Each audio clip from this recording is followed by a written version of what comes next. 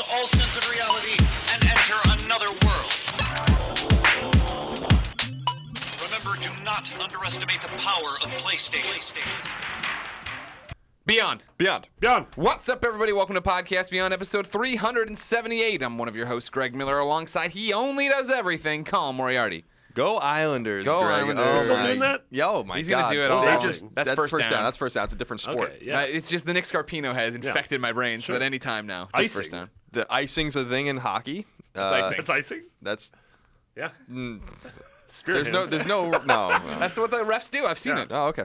On their skates. They're skating around. Did you ever play Blades of Steel? Of course. That was a good game. That's what awesome about ice hockey, where they had the chubby kid and Yeah, the ice tall hockey. kid? Ice hockey was the dynamic game. Which is the one where Phil Hartman did the commercial for it on Atari, right? No, he passed away. Yeah, but back then he was alive, though, doing commercials. For Atari? Yeah.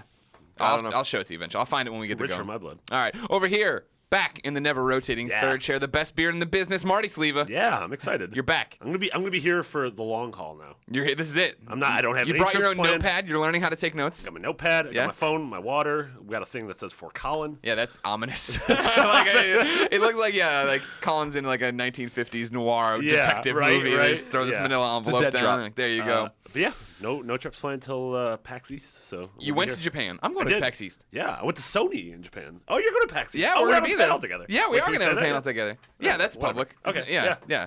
There'll be other panels too. Those Excited. we can't talk about. Yeah. Yeah. Anyways, Tony, you went to Japan. Yeah, I went to Japan. I can't say exactly what it was for. You'll know in a few weeks. What something company I'm did very you see? excited for. Blank the first day, and the second day we went to Sony Japan, Okay. which was amazing. My To first time there. see blank. To see Blank. The last blank. The last Blank. The last Blankian. A lot of people assumed it was The Last Guardian. Did not see The Last Guardian. But yeah, it was Sony Japan. That office is Yeah, awesome. it's a really nice building. Yeah, met Alan Becker, who's the head of Studio Japan there. No, he used to be the head of Santa Monica. Yep. And then I'm looking at Colin. Like, they Colin, said, you know Colin knows. yeah. also, they based off the sitcom Becker was based on him. Ooh. Oh yeah. Yeah. Was that a Danson or a Danza? That was a Danson. That was a Okay. Ted Do you Danson. guys have? I always have the old like Danzig, Danza, Danson. I've That's like never ever put them all into the same sentence Make like love that. to kill Mary. Oh, the Mary Yeah. Boff Kill. Yeah. That's a tough one. That's an old. Mary Boff Kill. It's a better TRL one. 'Cause I one, tried to. I didn't want to be vulgar. Yeah, that's It's the early. thing. Would you make love to them? Murder Or would you marry them? or marry them? Or would you have it? Or would you? Till death do you part. That was a weird start. So how long were you in Japan? 3 days. It was ridiculous. Yeah, I left. So did you get to do anything fun? Did you get to go eat? Yeah. ramens I was and there stuff? with Caleb and like Caleb him. Lawson, who's one of our video heads, and our new guy, Zach Ryan. Oh, how's he doing? He's awesome. Yeah? Yeah, he's super rad. Huge Podcast Beyond fan. Oh, He's good. great. A consummate professional. Did you just practice the whole time? Did you just like walk like in the? Did you just in the car when you're driving around places just practice beyonding with him? I did, and he was worried. A couple times I yelled. I had to say Beyond to like Yeah, of course. Japanese. Nice. Got recognized at Shibuya Crossing. That's which is awesome. super weird. Yeah. Shibuya Crossing is that if you saw like Lost in Translation instead. Yep. Like the biggest intersection Or Persona possibly 5. in the world. Or The World Ends with You on DS. Yes. The whole game takes place. Exactly. Yeah, it was right. A couple IGN Beyond fans came up to me while we were shooting some B-roll. So That's really cool. That's awesome. really cool. Yeah, it was- Yeah. That it's one of those like moments where it's just like, jeez. man. This is a weird This is job. weird, It's yeah. a We got weird weird job. jobs. Cool. When will you be able to talk about these games for the public? Early February. Oh, that's not far away. February. February. Yeah, but it's a game I've been excited for quite a bit, and everything I saw was just confirming my expectations for the game. So, Oh, okay. That's what I like to hear. yeah. Well, welcome back. Yeah, We're happy to have you. glad How, to be are you being- tired? Are you jet lagged? You got back I yesterday, don't- right? Yeah, I got back yesterday. No, I went out last night, so got like an actual I got back at 4, was super exhausted, but went out and then Sure. got a real night's sleep. Gotcha. Yeah, I had a sausage biscuit this morning from McDonald's. I don't know if you guys. I do know heard of it. McDonald's. I've heard of that. Colin, have you heard? I'm familiar with it. I don't know if Started I've in been there Japan, I before. believe. It started in Japan, and now we're her. Her. I know. I like that. Ladies and gentlemen, this is Podcast Beyond, the #1 PlayStation podcast on the internet. It is a product of IGN. If you'd like to get this show, you can get it each and every Tuesday in MP3 and video format on IGN.com, YouTube.com/IGN, and podcast services around the world. I'll be interested to see if they make it this week. I don't have to edit anymore, so I just give them the files and walk away. And they're not here on Monday. We have off Monday. Again, we're filming on the weekend, Yeah. so if last time we did this, we tried to pretend like we weren't, Yeah. and then you're like, well, in case news breaks, I'm like, what's gonna break? And then something did happen. I forget what happened. There was some Sony announcement. Yeah, anything could happen in the next 3 days. So. Yeah, you're not gonna do anything Literally on MLK anything. Day. Sony's not gonna come out. Shu's not gonna come out and say Yeah. anything. No. I'll be doing Don't do that. Doing I think You I'm- see, I'm going to be interviewing Shu in a bit. I was supposed to interview him in Japan, but Japan. got moved to like a week from now down in San Mateo, which is the Japan of America. The Japan of America is right. San Mateo. That's That's what right. they say. All right, Yeah. that's what they say. There might be an announcement out of McDonald's of Japan. Da da da da da. And the founder of McDonald's, Hideki McDonald.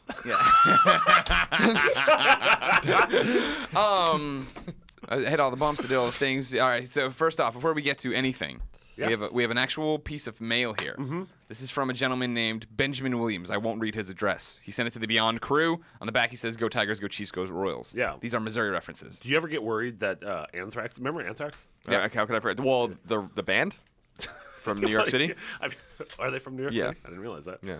I get worried that Anthrax could come out of there. Or Then we'd be or news. bird Then we'd flu? be. Then we would be. Remember bird flu? Yeah, I do remember bird flu. This is a Christmas. Oh, he says stuff on the back. It says on the front, "Merry Christmas. I praise and thank the Lord for you in Christ, Benjamin Williams." Oh. And then it's a picture of what I assume to be his friends and family.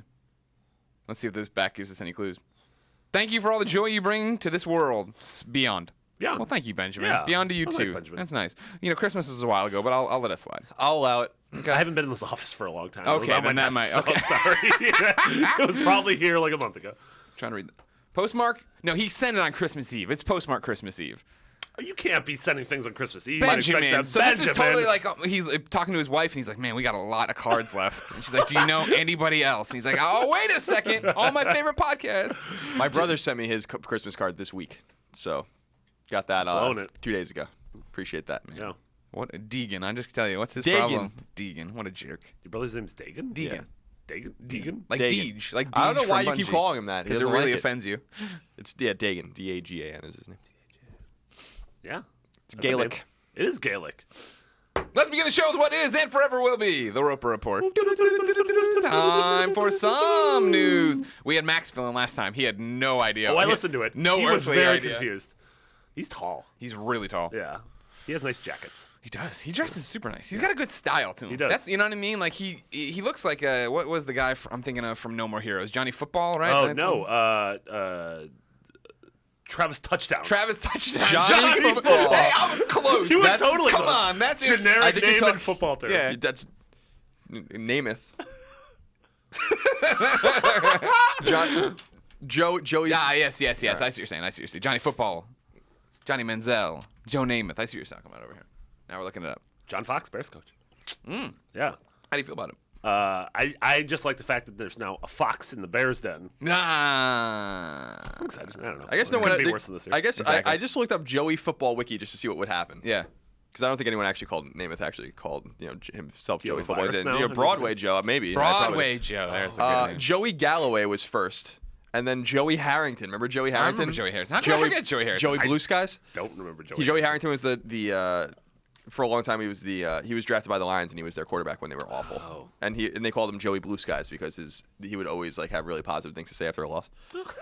and then Joey Jones and then Joe Montana football. And after that Joe Perry, Oh, Joe Perry, yeah. Yeah. Joe Long and Joey Porter. Joe Perry's Aerosmith? Yeah. What the hell's happening? He liked football. Well, once you get to that point, they're just putting words in your wiki page about your Man, thing. look, he's got a mouse that's Oh, yeah. separate from his laptop. Yeah. Colin is he's a all-in-one office professional. Oh, wow. Absolutely. Yeah. There are 10 items on the list. A baker's dozen. I'm just gonna read them. Let's see. I'm just going. Just gonna through, read them. I'm just gonna read them through. No commentary. No just Usually, commentary. you usually do phones. You're doing a full laptop now. Yeah. Well, why not? You know, got the keyboard, It's got the 2015. memory, got the RAM, You have RAM? you got the browser. Okay. Are you using and the screen. Alta Vista? Yep. Yahoo, Alta Vista, and translating everything through Babelfish.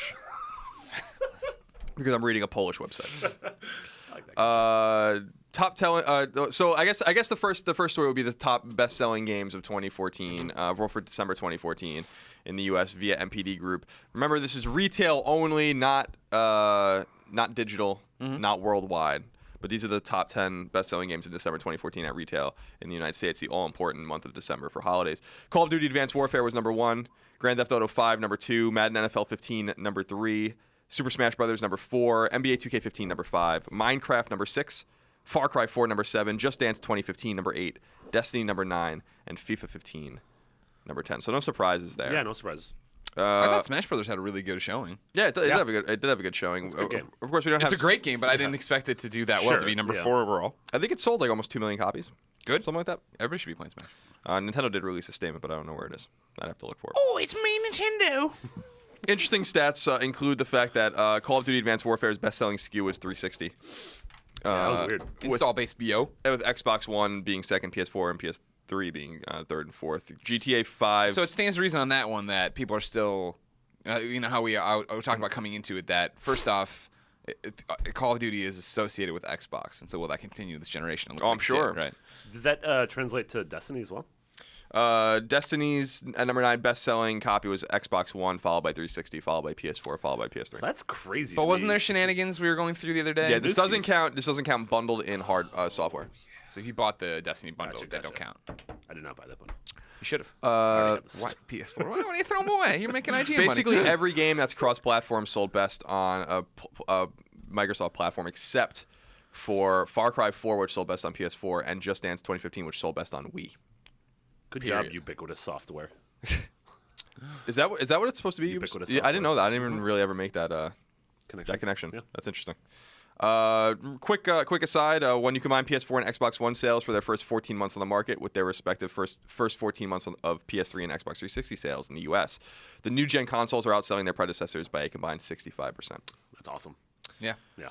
The best-selling games, MPD also released the best-selling games of 2014 in totality, so all 12 months of the year. No real surprises here either, except for one, I think. In order, Call of Duty Advanced Warfare was number 1. Madden NFL 15, number 2, which is pretty high. Destiny is number 3.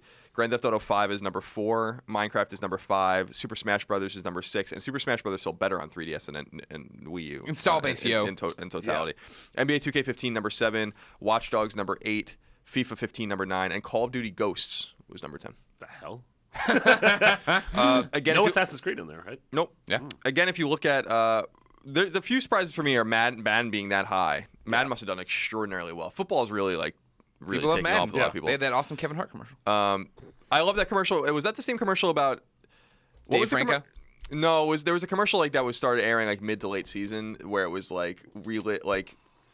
it was all about the bad teams in the NFL. So it was the Jets, the Jaguars, the Raiders, and everything, Yeah. and relit. So it showed all these glamorous shots of them winning. Yeah. Basically, Rewrite the season. Vic in the end zone doing a snow angel and stuff like that. It was actually really funny and clever. Destiny being number 3 surprised me. I would have made the assumption that might have challenged Call of Duty, Yeah. but apparently not. Yeah, I mean, for your debut, right? Good Yeah. job, Activision. Yeah. 2 out of the top 3. You know what, Activision? Yeah. You're gonna They be needed something a win. someday. Yeah. Minecraft holding at number 5, the saturation point for that game still has not hit. That's insane to me.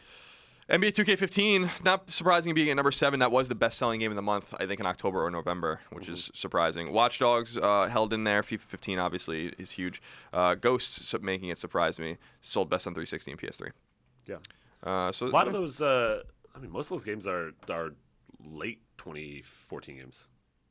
Most of them are September, October, November games. Yeah, the only early game is I guess Watch Dogs and and Minecraft, Minecraft. which- Was always What's there. just everywhere all the time. And Call of Duty Ghosts is technically an early game too because It was a it was time last traveling year. game. Who the hell was buying that this year? It's sold best on 360 and PS3. It's people who are still just that They don't went, care. they went to their Shopcos, their local Shopcos. They did go to their Shopcos, their Winn-Dixies, and they were like, what's the latest, greatest Call of Duty? And they're like, this one on the Xbox 360 Yes. is. Yeah. I think that happens. I'll never forget when I'd been working here for a few years, and I went back to some family gathering in Missouri, and it was the kids who are kind of into games but not great, and they got a it would have been a PS2, and it was already 2 years into the PS3, and they were so excited. And you're like, man, people still buy this. I wasn't even thinking about that. This is still a thing for new people that get on board with. And then they played Rogue Galaxy. Oh, all day. I like that game. That's what they played. Yeah. Specifically, that was the only game they played. That was the 5th level. I was like, That the was first the thing you fifth got to level, get is that's right. Oni. Level 5, yeah. Get Oni. I saw level 5's building from a window. Oh, nice. I looked out a Did window. you press your hand and to the I saw- glass? Yeah. Did you see Ni no Kuni 2 on a screen? I played Dark Cloud 4. Oh, nice. So Dark Cloud 3 is not even a thing though. So you No, it's not you a went thing. right to 4. That's how they're gonna set the world on fire when they come back. Just real quick for publishers, it looks like Activision had 3 games, including 2 of the top 3 best-selling games, and number 10 obviously. EA looks like it's on here twice with Madden and FIFA.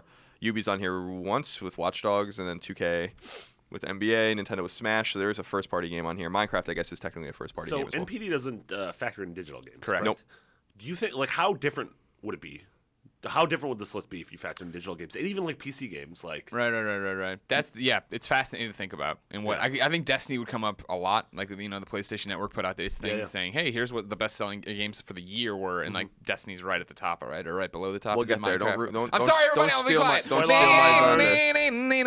steal my thunder. I was mad about something. In the Mad beginning, about I you. wanted to. Mad about you. What? That was another one of those shows that ran forever. Yeah. And like no one remembers it now. No one thinks about it. I think about it all the time. I dream about Paul Reiser and Helen Hunt though. Yeah. Remember when they did a reality show from the house? And they had, Murray, like, do you dream cameras? about Murray, the dog? Oh, the little pup. Yeah. I was gonna tell you or show you something during this Roper report. I remember, and then I can't remember what I was gonna find you anymore. It was something stupid, but Yeah. I don't know. Was it Japan related? Japan? I can't remember. Does that have something to do with the McDonald's Corporation? No. What is it? Hegduki? Hideki McDonald. Is a Hadouken like a little Hadouken? Yeah. A little Hadouken. I was just thinking, when I came out, I was like, oh, this would be a funny joke. And I was like, what's just a name, a Japanese name I've heard often? And Hideki was the first one that came up. Yeah. Because Hideki Matsui, of course, was one of our heroes on the Oh Yankees. man, yeah. PlayStation, as Greg already alluded to, released the top best-selling digital games on PlayStation platforms for the year 2014, posted by our friend Justin over at PlayStation Blog. So these are the top 10 best-selling PS4 games digitally, and then we can try to factor in how they might affect Overall the NPD sales. sales. Let's be analysts. Number 1 was Destiny. Number 2 was Grand Theft Auto 5. Number 3 was Call of Duty Advanced Warfare. Number 4 was Minecraft. Number 5, The Last of Us Remastered. Number 6, Middle-earth: Shadow of Mordor. Number 7, Battlefield 4. Number 8, Infamous Second Son. Number 9, Watch Dogs. Number 10, Metal Gear Solid 5: Ground Zeroes. Now, something I didn't realize this until after I read it some time ago. A little distressed about something. There's no digital games on here. These are actually all retail games. There's Now, no like transistor. That's the power of the PS4. but so it's a good thing and a bad thing. It's a good thing in that people actually really are buying their their retail games digitally now, which is awesome. They're moving towards the digital future. Exactly, as we predicted years ago, and as everyone else also predicted. Bill Gates and Steve Jobs and all those guys. But yeah, no, just download only games. Like Transistor is a good example of a game that you might expect to have done well. So, But I mean, we know the numbers on Transistor, right? 600,000 across all platforms. So let's say it was half and half, 300,000 on PS4. Or is that including Steam? I think. It's Oh, only, there's, it's I'm only sorry. PS4. You're right. Yeah, PS4 Yeah. and Steam. So there you go. 300,000. Like you got to imagine, like people more than 300,000 people are buying. What's the last one there? Metal Gear Ground Solid. Zeroes, Yeah. yeah. Oh yeah, for I'm sure. surprised Ground Zeroes is on there. I don't know why. Wasn't that the only way to get it, or was it? There's a box. Was there a box copy? Yeah. It feels like a game they pushed really hard for digital. They did, and everyone was like, "Hey, this game is Not 2 big. hours long." Yeah. For PS3, the top 10 was Minecraft, Grand Theft Auto 5, Call of Duty Advanced Warfare, Destiny, Battlefield 4, Tokyo Jungle was That number one's 6. crazy. Metal Gear Solid 5: Ground Zeroes, Need for Speed Most Wanted, South Park: The Stick of Truth, and Terraria. Good for Tokyo Jungle. So that Wasn't there some crazy that sale happen? on there Tokyo? must have been. Tokyo Jungle is an awesome Yeah, game. it was camp. it an was acronym. camp, yep. It's an acronym. I don't know what it's an acronym for, but it's an acronym. Yeah. What does it mean? I don't know. They're internal. They were in that building that you were in. Was it Crispy? Seeing Is Game that X. the Crispy? Was Yeah, the... Crispy had something to do with it too. Yeah, there's a lot of collaboration going on with a lot of the smaller Japanese studios. Freedom Wars was Shift and Dimps and Studio Yeah, it was Japan. XDev. Yeah. So good for Tokyo Jungle being at number 6. If you guys haven't played that game, you really should. It's a really There must good have been a Battlefield sale too, because that seems like a weird. Because Battlefield came out last October. Right. Yep, agreed. Vita, number 1, Sword Art Online Hollow Fragment. I which cannot is really, believe it. I can believe it. People were really excited about that game, and Vita fans are tuned into that. I believe they just announced a new Sword Art Online Vita game, which I would not be surprised if it And came here. what is Sword Art like a Online? dot hack. Sword Art right? Online, yeah, it's an anime in Japan about kids that are stuck in an MMO. Okay. Anime is a Japanese cartoon. Thank you. Yeah. And like an the- MMO like is. the Thomas and Jerry. An MMO is it's just a MMO. Oh, okay. Is it good? Was it fun? I thought it was. Apparently the gameplay is really good. Apparently the localization is disastrous. It's supposed to be really getting my bad. Vita. I wanna look at Like NES or SNES era bad localization. Yeah. I don't. Yeah. I mean, I don't. Is it like action based? What's going on? What is happening? Is it like is it like a turn-based RPG? Is it like an action? No, I think it's an action RPG. Okay. It sounds like something I'd want to play. Greg wants to play it. It's so as far as I understand, I'm looking up. That's a something on it real quick. hardy Vita case. Yeah. That's where you keep tobacco when you're on your. This is one of the. Waterfield Designs. I think it's SF Designs, maybe. I don't know. We did an unboxing video, me and Anthony, back in the day. But yeah, I feel like it's really good. It's got hard leather top. Oh. Gameplay, according to Wikipedia, says the game has over 100 recruitable characters which can be chosen to accompany the player in the game's dungeons. Gameplay combines elements of MMORPG, albeit in a simulated fashion, and it is not an online game, though it does include limited multiplayer via ad hoc for up to 4 players, as well as elements of dating sim. What? I like dating sims. The game sold. Let's see. Here's what it says for reception, so we can unpack this. Okay. Oh. And we can actually also. All right. So the game sold 145,029 physical retail copies within the first week of release in Japan, topping the Japanese software sales for that week, slightly outselling its predecessor, Infinity Moment. Blah, blah, blah. By July 2014, it outsold the previous game's total copies sold domestically, which is roughly 200,000 copies, and sold more than 280,000 copies in Japan by December 2014. The game was the top-selling digital Vita game on both the European region and North American region PlayStation Store in August and September 2014, which added up to more than 450,000 copies sold worldwide. As of December 2014, one of these, approximately 90,000 copies, were sold in Asia, and 70,000 copies were sold in North America. So that shows you that digital sales of a game that sold 70,000 copies was the best-selling Vita game in North America. There's something, bad news. but there's something But wrong. that doesn't sound right. sound right. Minecraft sold more than that, right? Yeah. Everyone who has a Vita should have bought Minecraft. So there's something not right about that. And then,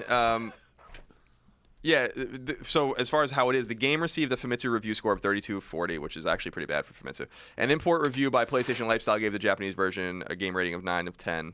Blah, blah, blah. Following its release in the West, the game received mostly positive reviews. Destructoid gave the game a rating of 7/10, noting that the game is solid and provides a fun experience, however, may lack replay value. I love the fact that we just quoted Destructoid. While Gaming Age gave the game a B score, praising the game's environment and mechanics, although noting that the camera controls feel flawed. What did IGN give it? I don't know. I'm pretty sure We did review it. Did we? Yeah, we did. Absolutely. I made sure of that, actually, because I had to convince people. I was like, this game's, I think, going to be fairly significant for Vita. Anyway, I have it. I just haven't played it. Is it an actual online game, or is it? It's does it not have online. What a Sword Art Online is the anime. Sure, that's. And it's based. Sword Art Online is the fictional MMO.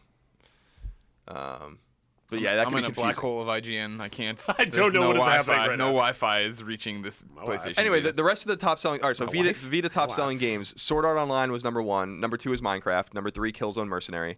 Number 4, Dragon Ball Z Battle of Z. Number 5, Final Fantasy X-10-2 HD Remaster. Nice. Number 6, Terraria. Number 7, Need for Speed Most Wanted. Number 8, The Walking Dead: The Complete First Season. Number 9, Injustice: Gods Among Us. And number 10, Batman: Arkham Origins Blackgate. What a motley crew of games. Hey man, they're doing what they can with these Vita Ragtag. games. And then quickly, PlayStation Classics. Grand Theft Auto San Andreas was number 1. Crash Bandicoot was number 2. Crash Bandicoot 2 was number 3. Crash Bandicoot 3 was number 4. Bully was number 5. Spyro the Dragon was number 6. Crash Team Racing number 7. Legend of Dragoon number 8. Final Fantasy 7 number 9. And Grand Theft Auto Vice City was number 10. I love that you have all the information there for the top Vita downloads, and it's this game Sword Art Online. And I go to top downloads, and it's Killzone Mercenary, Walking Dead, Spelunky, Terraria. I'm like, where's the game you're talking about? I want to buy it. Well, it's overall, that might be right now. What's the top? Did you play Legend of Dragoon? Yes. I think. I'm sorry, go on. I don't know. I think one of the great American cons is us tricking ourselves into thinking that was a good game. 'Cause I do not like that game at all. Yeah, I mean, I don't remember it well enough. I feel like that and Chrono Cross were games that I believe a buddy of mine was playing that I played along with him and sat around with him. A buddy of mine that we just kind of bonded with video games.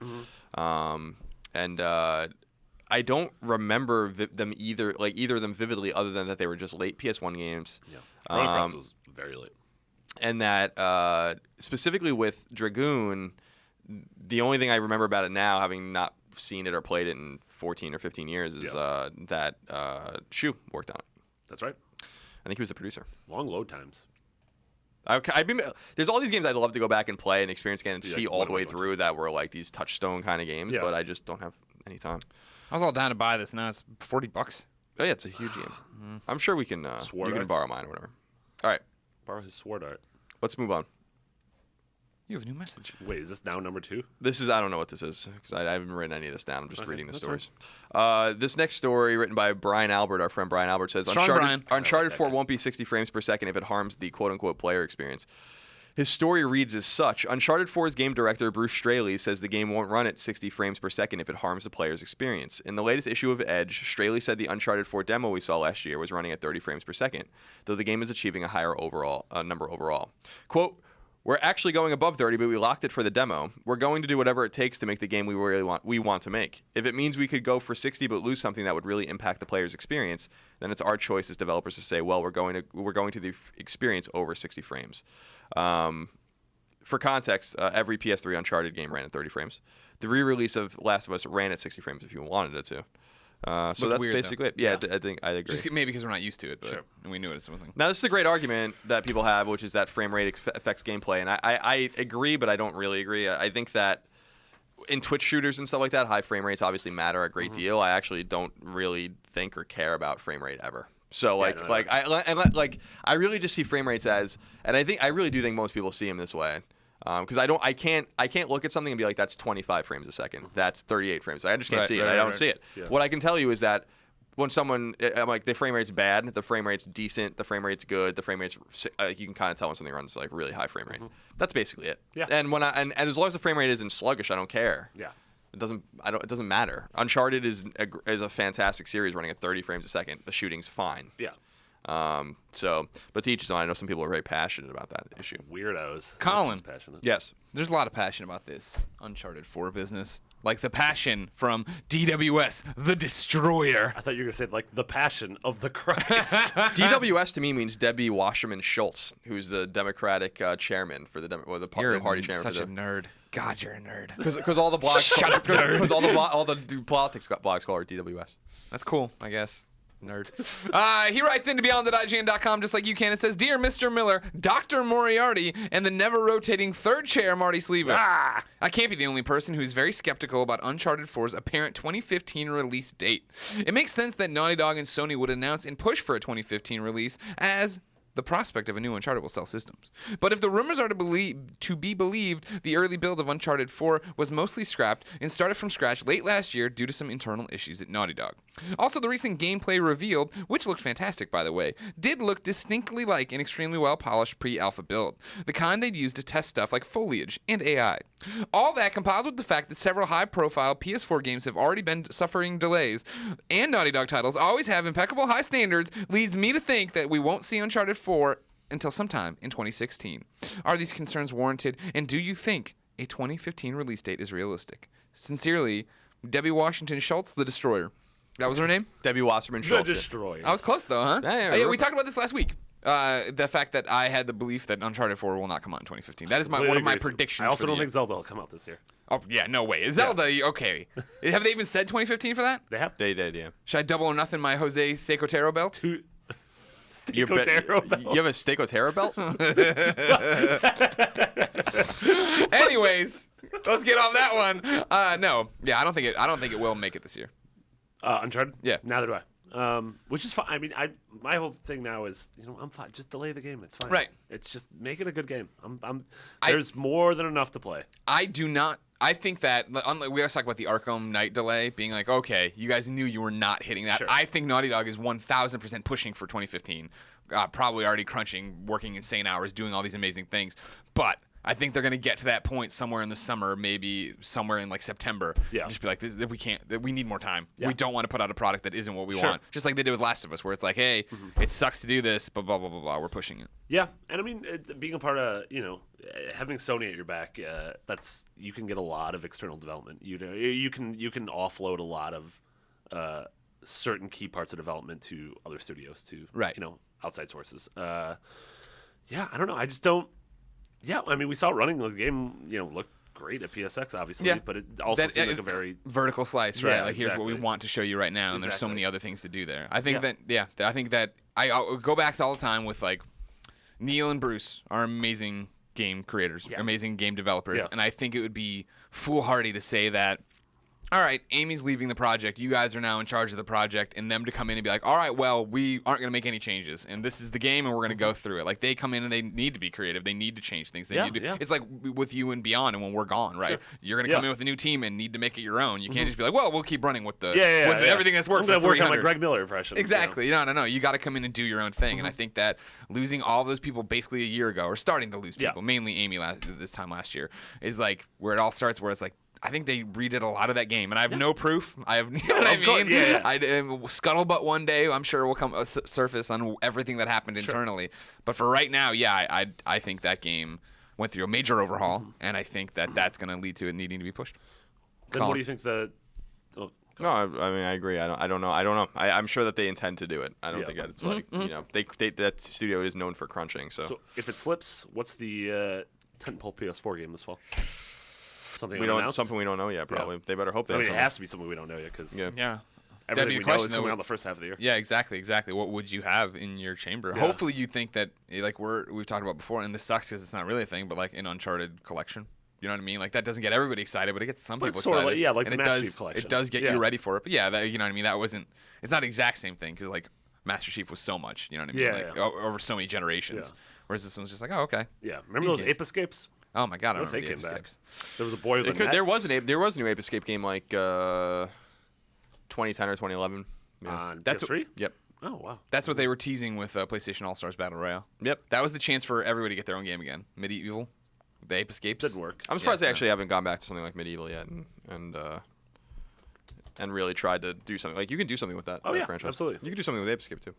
You can do a lot of things with a lot of things. That's what I'm saying. Quick news: Resident Evil Revelations 2, which is episodic, will be pushed back a week. Its first episode, so therefore pushing back every other episode a week. So domino effect. The story by Jenna Pitcher on IGN says Capcom is delaying its upcoming episodic horror adventure by 1 week for quote polishing work and gameplay optimization end quote. And optimization is spelled with an S, which really frustrates the shit out of me. That's because she's Australian. Originally scheduled for a February 17 release, the first episode is now scheduled to launch on February 25th worldwide. That's February 24th for North America. And will be on PS3, PS4, as well as Xbox One, Xbox 360, and Steam. And she has forgotten to say that it's also going to be on Vita.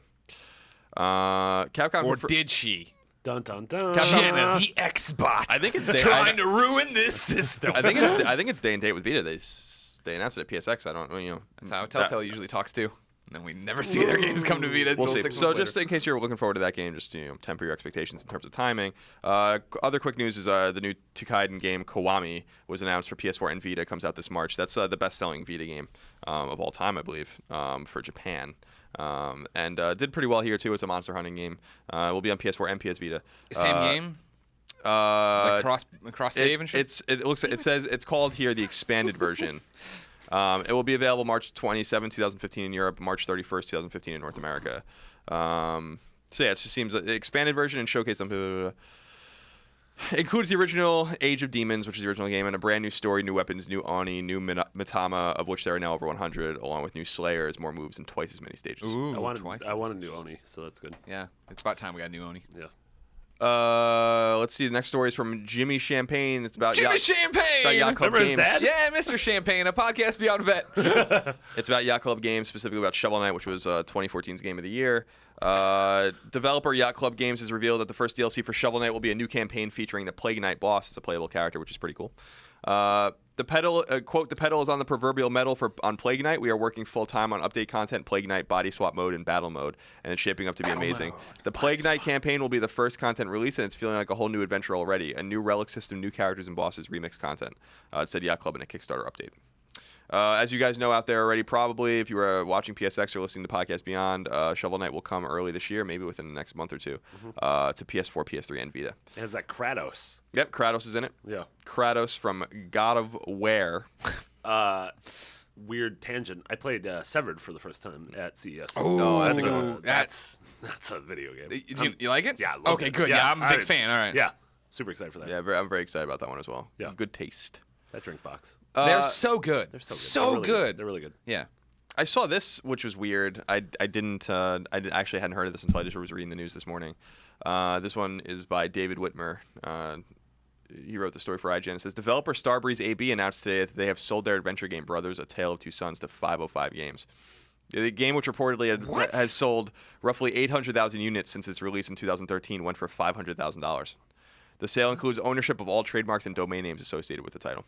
The independent Swedish company wrote that they feel the game, quote, can be best nurtured under a new owner, end quote, and that they will continue developing games along more expansive lines. 505 Games, a worldwide publisher responsible for titles like Terraria, Sniper Elite 3, Payday 2, and Naughty Bear, said that the acquisition follows their stated goal of owning and controlling their own IP. The team from Starbreeze AB responsible for the adventure game recently announced that their founding of Hazelight Studios and that they were working on a new unspecified game in partnership with EA. The new studio's stated goals are to create original, mature, story-driven content. So they probably just don't need it anymore. It sold 800,000 copies, so just getting rid of the IP. It's just a weird. You don't hear that many stories like that these days. That this is what's happening. Yeah. You're selling off your IP that was successful and won all these game of the awards or I can't whatever. imagine a sequel, right? No. Sisters. A Tale of Two Sisters. A Tale of Two Sisters. I could see that coming to new gen or current gen or whatever the hell we're calling it now. I could see them doing like a PS4 and an Xbox One version of Brothers. Yeah, absolutely. Also we saw that. What was it, Hazelight? We saw that at the VGAs or the GAs, right? Hazelight. There was which like one was that? there was a super short tease. The other first-person game where you're running around doing stuff. No, that was Tacoma, the Steve game. No, I know that one. Then there was another one that which one was Hazelight? We don't know what it was. It was just logo? the brothers guy, Jonathan Frères. Fritters? Corn fritters? Corn fritters. Colin, you can continue. I'm sorry. No, it's okay. I love talking about corn fritters. At 10:30 in the morning on a Saturday. Next story is Watch Dogs dev admits game is flawed, sequel to take risks. Subhead, there's a lot of room for improvement, in quotes. Story from Luke Carmali reads, Watch Dogs creative director has admitted the action-adventure game was not perfect, quote, in any way, end quote, promising a sequel would take more risks. Speaking to Games TM, Jonathan Morin admits that there's certainly problems with the original title, before saying the developer won't rest on its laurels when it comes to making a sequel. Quote, I don't think Watch Dogs is perfect in any way, and there's a lot of room for improvement, but you don't always see this when you ship a game. We deliver what we believe the brand should be at the time. But afterward, when you cool down after 5.5 years of development... 5.5 years? Which is unbelievable. It took them that long to make that game. And take your vacations and people play the game. Certain elements become clear. They let you continue to bring what you envisioned to the next level with the fans included this time, which is where I think it really gets interesting. When you start a new project and new IP, it's a blank page, and everything you do is what you want to do with it. With a sequel, there is more pressure to push a brand forward, and we now have to appeal to fans in a new way. We have to give the development team something hard to do. If we don't, they could fade out, which means you don't benefit from their knowledge or they will leave. Our team is really assimilated with the challenge we have, and who knows where it will lead us next, end quote. Watch Dogs 2 hasn't been officially announced, but clearly they're working on it. So, which is exciting. For me, this is a very much Assassin's Creed 2 thing, where I played a little bit of Assassin's Creed. I was like, I see where you're going, not my thing. Same thing happened with Watch Dogs. Yeah. And then I loved Assassin's Creed 2, sat there platinum and had a great time. Yeah. And so I'm looking forward to that concept. I've obviously Watch Dogs 2 is being developed currently. Of course. And I have no idea, or I have no doubt when it comes out that it's going to be, it's going to take what worked in the original Watch Dogs and push it a lot further. And Sure. Give you a little more freedom, let you use the powers a little differently. Yeah, that was sort of the, I don't know, in my opinion, that was last gen so many series. Like I think Infamous 2 did exactly that. Uncharted 2 did exactly that. I mean, Mass Effect 2 is a little bit different just because it sort of changed the genre up a little bit. It made it better. Yeah, it did. Yeah, but no, you're right. I mean, you can play test as much as you want, and that's great. But actually getting into the hands of the consumers and getting feedback from thousands of people, you know what I mean? That really can change everything. Make it what you want it to be. Two more stories. One is from Turtle Rock. It says Turtle Rock addresses community concern about Evolve DLC model. Turtle Rock's #1 rule for DLC is never split the community.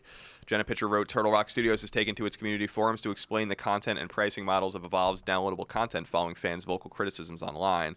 Publisher 2K recently revealed Evolve's various pre-order editions, its post-launch content, and hunting season pass. The pre-purchase packs and DLC options feature post-launch content of 2 extra monsters, monster skins, and several new playable hunters. Some members of the community suggested that the developer was splitting the completed game apart and spinning it off as payable DLC. Turtle Rock co-founder Phil Robb took to its community forums to explain that this is incorrect. None of the planned DLC hunters or monsters will be done, including the Behemoth, when Evolve launches next month. The developer had decided to make a budget to developer. The developer had decided to make a budget to developer. The developer had decided to make a budget to develop the leftover monster and hunters designs as DLC towards the end of the game's development. Quote from Rob: a lot of folks seem to be under the impression that we've all... I can't read today. Why can't I read today? Your brain's It's really languishing. been a busy couple weeks, I guess. Quote, a lot of folks seem to be under the impression that we've got all of this content done and we shave off a hunk to sell separately. The only exception to this might be some skins that we're working on now while we wait for all the final stages of packaging, manufacturing, etc. to finish. If we thought we could have finished all these monsters and hunters for ship, we would have put them in the box. Keep in mind, we pretty much have to have the game done about 2 to 3 months before it's available to you guys. We can keep fixing bugs and such, but content is locked. The bundles that include 4th and 5th monsters, hunters, etc. just means that when they are done and we put them out, you get them. So if you're concerned about that, he talks about it extensively. You can read the story on IGN. Jenna Pitcher wrote it. It's called Turtle Rock Addresses Community Concern about Evolve DLC model. You can find it on ign.com. How do you feel about this, Colin? I don't know. I have no problem. I mean, I really have no personal problem with developers saying, like, we're making the game and we're making DLC even at the the same time. Like, that's their prerogative. I understand why people think that, like, they're not getting their money's worth when there's DLC, but that's not necessarily true. Mm-hmm. It's a game-by-game basis, you know? Like, there's nothing wrong with DLC, and clearly a lot of people hate DLC, and that's fine. I don't often, really almost ever buy DLC. I buy story DLC all the time. I love story DLC is fine, like Fallout or Skyrim or whatever. But generally I don't buy it, but clearly people are buying it. So they're doing what makes sense. Yeah. There's a financial reality to making games. People have to kind of wrap their heads around that. Especially when you try to trade them in. The promise of DLC keeps you from trading your game in and lets people buy new copies, which benefits the developers. Absolutely. And finally, a story from Vicky Blake on IGN reads, UK man arrested in relation to PSN and Xbox Live DDoS attacks. UK and US cybercrime teams unite to arrest suspect. An 18-year-old British man has been arrested in relation to the PlayStation Network and Xbox Live DDoS attacks at Christmas. The man is accused of unauthorized, and unauthorized is spelled with an S, spelled with a Z. All right, they don't have Z's in other countries. Access to computer material following the attacks that disrupted Microsoft's and Sony's online services over the holiday period. He is also accused of knowingly providing false information to law enforcement agencies in the U.S.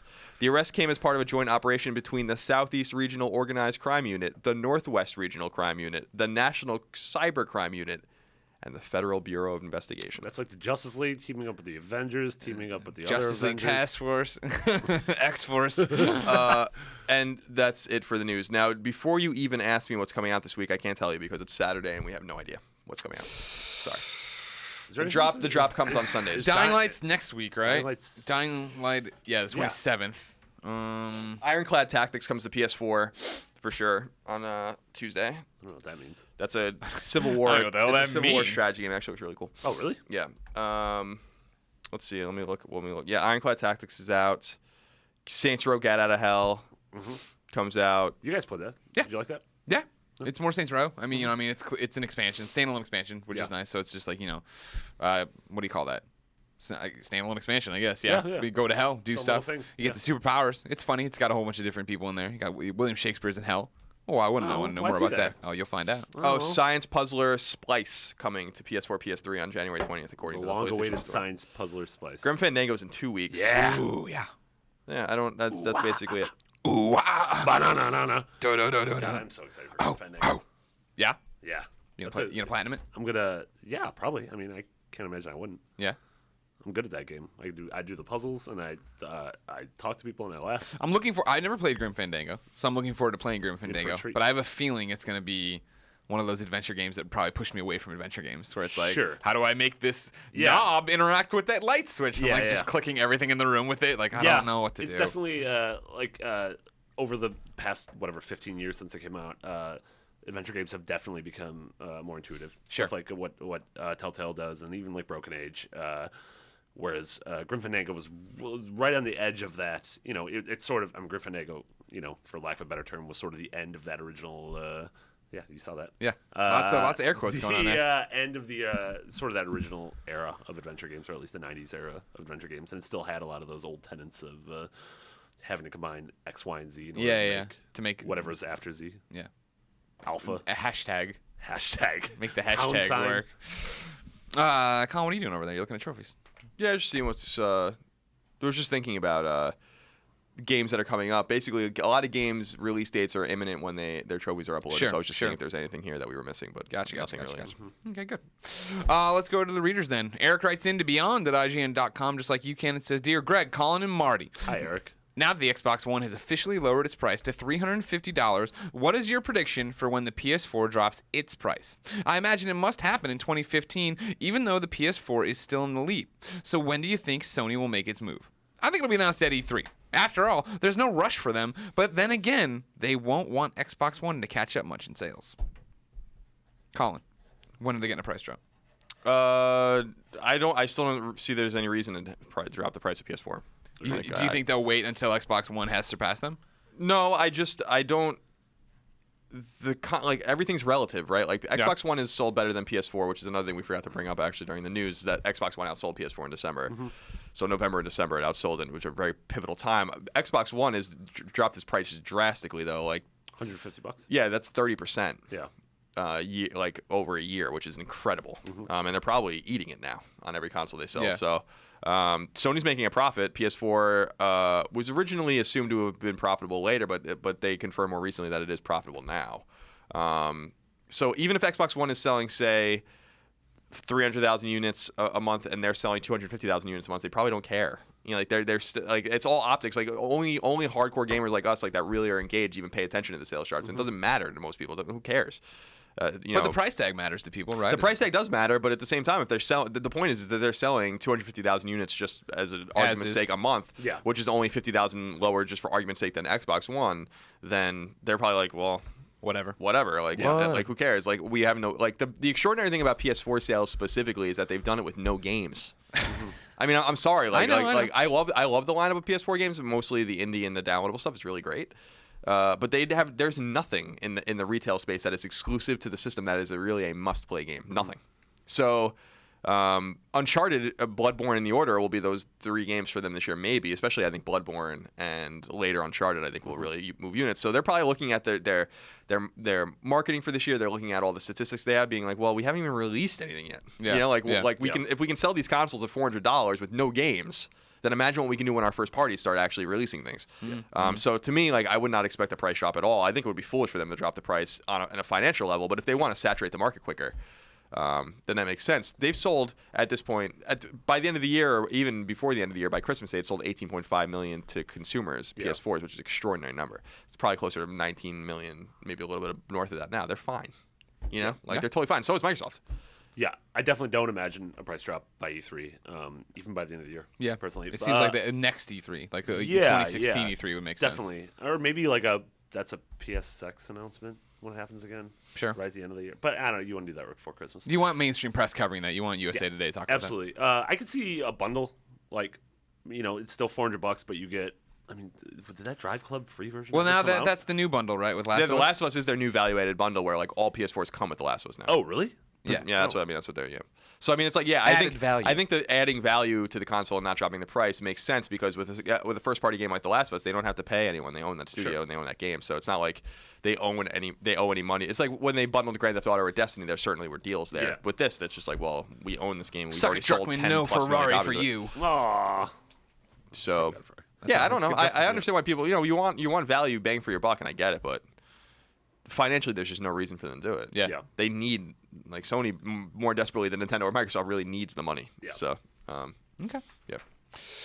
Next question is what I like to call the combo pack.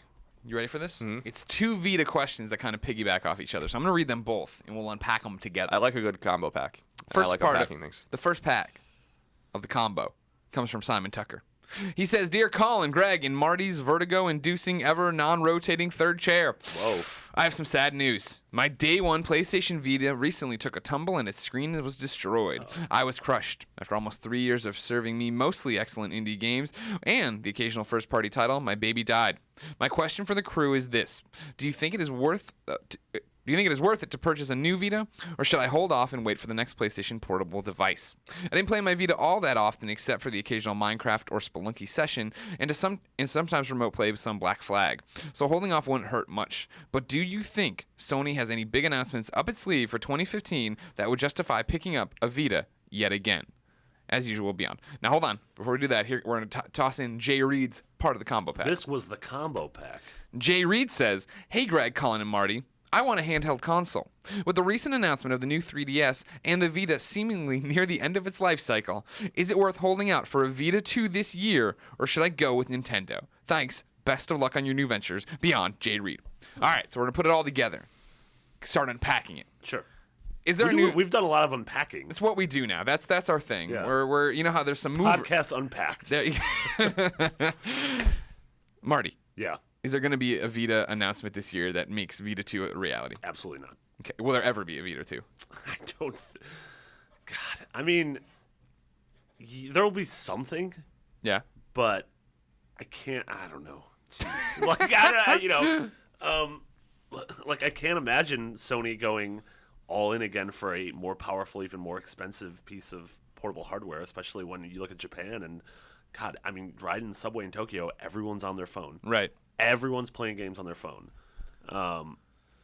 Yeah, it just seems foolish. It's even weird to me. Like Nintendo still does, great with the 3DS. Not as well as they did with the original DS, but it still even seems weird to me that we're getting this new 3DS. It just seems like the mobile market is, the phones have so monopolized your time.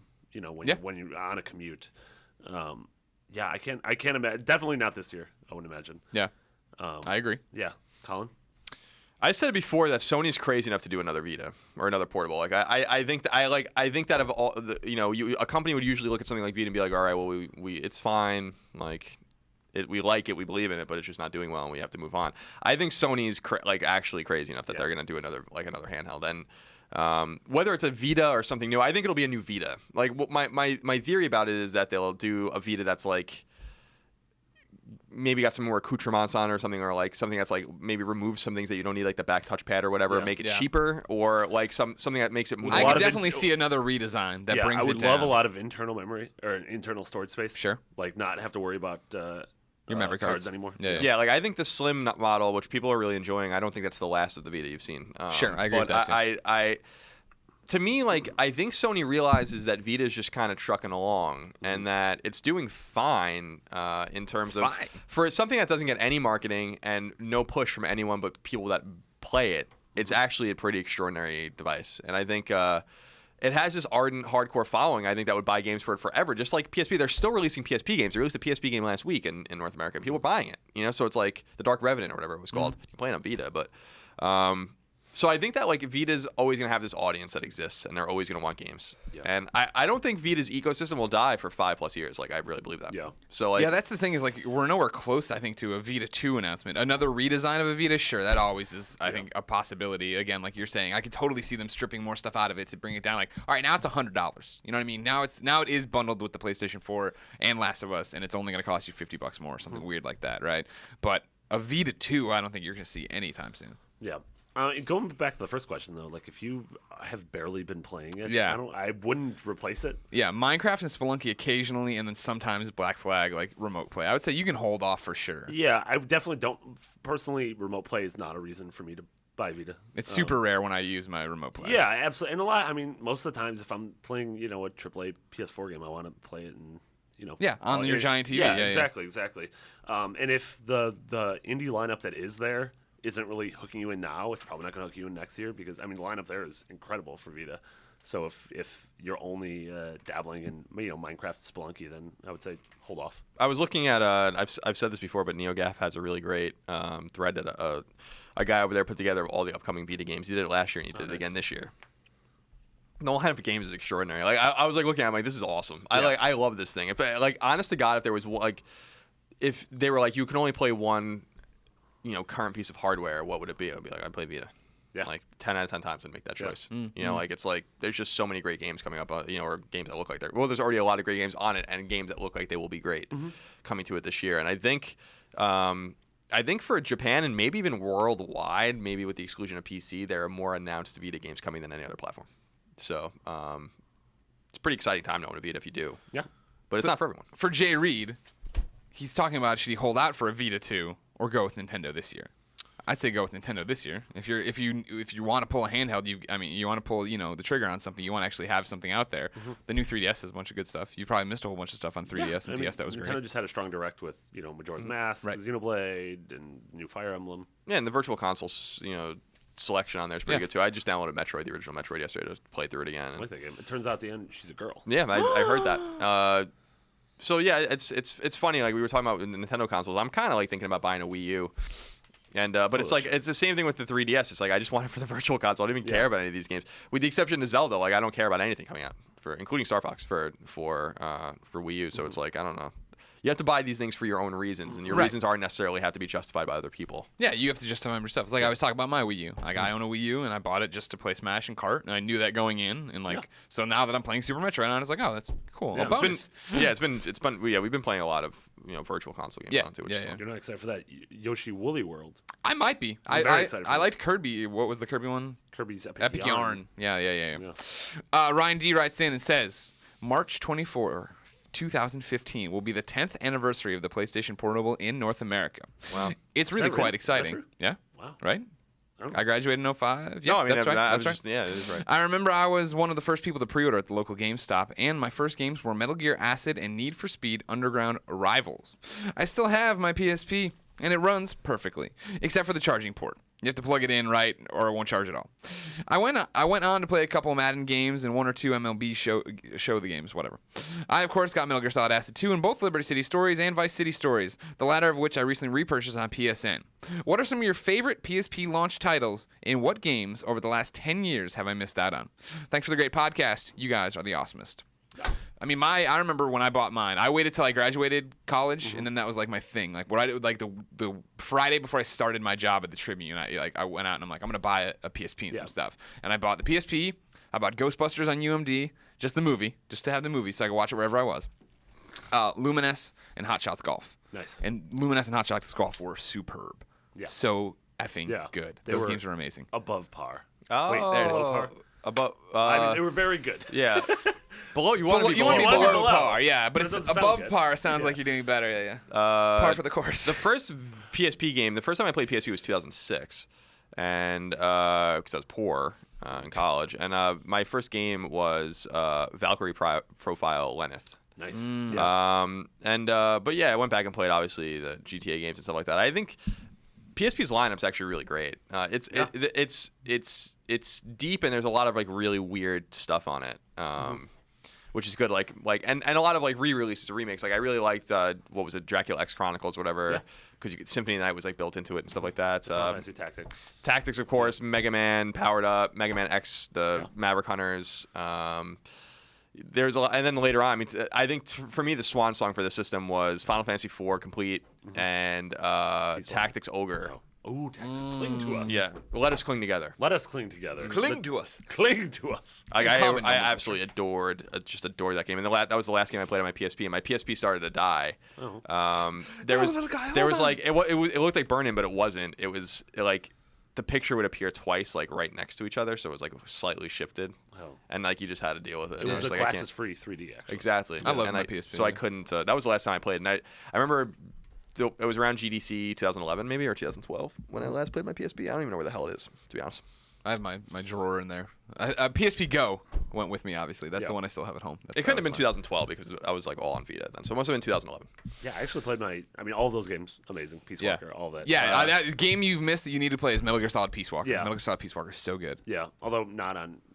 There's better ways to play it now than on the PSP. I disagree. Really? I mean, yeah, you could play in HD or whatever, but then the world looks not great. You know what I mean? It looks so good on the thing, and the portability was such a big part of it. And the fact of like, I'm on the train and I would just ping random hotspots like on the train just to collect more people and put them into Mother Base. That's You know what I a mean? good point. Yeah. And you can do it on Vita now, but the Vita version is just the PSP version, so it doesn't have trophies. So it's like, well, why would I play it there? And you can play for trophies online or on PS4, but then it's like, it doesn't look as good. Or is it PS3? It's PS3. Sorry, my apologies. Yeah. We forgive you. Thank you. Also, last time I played my PSP, actually last year, to play through Mother 3 in English. Nice. That was not a PSP game. No, Also, that was emulated. I'm pretty sure what I downloaded was illegal. But Sure. A lot of people hacked that PSP right away. Yeah. Oh yeah, the emulation on PSP was the reason that like hardware sold so well, for sure. I don't think anyone doubts that. Yeah. Mother 3 was a game that people would gladly have purchased if they released it here. Thanks a lot, Nintendo. Another one to toss out, Valkyria Chronicles 2. I think superior to Valkyria Chronicles 1 in terms of a portable game and go. Yeah. So good. I mean, just pick up and play those battles. Like that's one of those games where I just want to, be able to do it at my own speed and whatever. Play a attached single to you. battle. That's 10 minutes. And then they did a great thing of doing DLC packs with more missions after the fact and more people to collect. It was like, yes. Yeah. Do that again. Yeah. Please. Bring the number 3 from Japan to Vita. Yeah.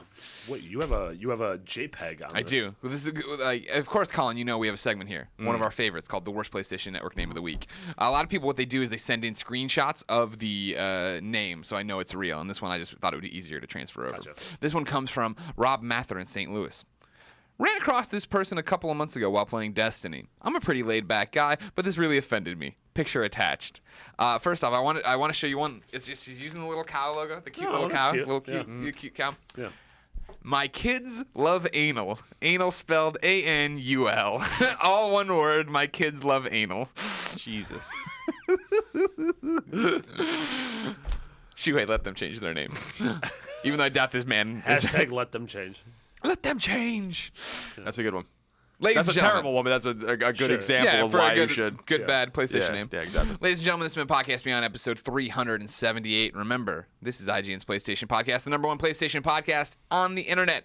Each and every Tuesday, we post it as an MP3 and video on ign.com, youtube.com/IGN, and of course, podcast services around the world. If you want to keep up with Colin and I, now that we don't work here, you follow us on Twitter. I'm GameOverGreggy. Colin is No Taxation. If you want to keep up with IGN, they're IGN. And of course, Marty is McBiggity. 2 G's, 2 T's. Yes, sir. Also, come to IGN, read the articles, watch the videos, subscribe to Prime, buy shirts on splitreason.com/IGN, because all that keeps these mics on and keep you coming back.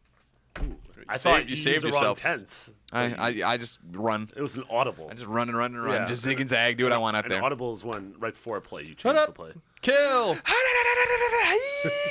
Kill. Every episode of Podcast Beyond ends in a segment we call Ryan's Wrap Up, where we play a song submitted by you, the community.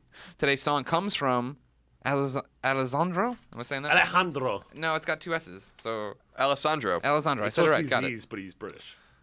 Alessandro. And what do I say? Alessandro. Gadossi? Gadossi? Guardiosi. All right. Hey, he's getting his song played. Don't get in my face about it.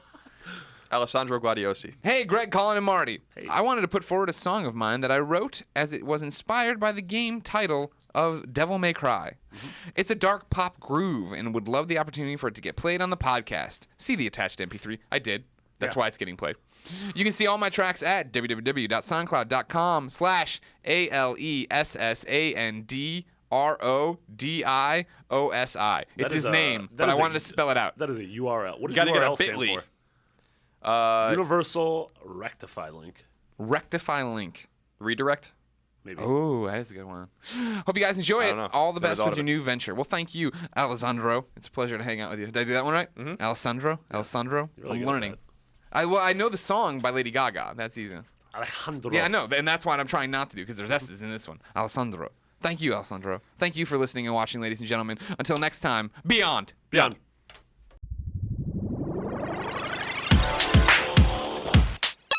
Users lose all sense of reality and enter another world. Remember, do not underestimate the power of PlayStation.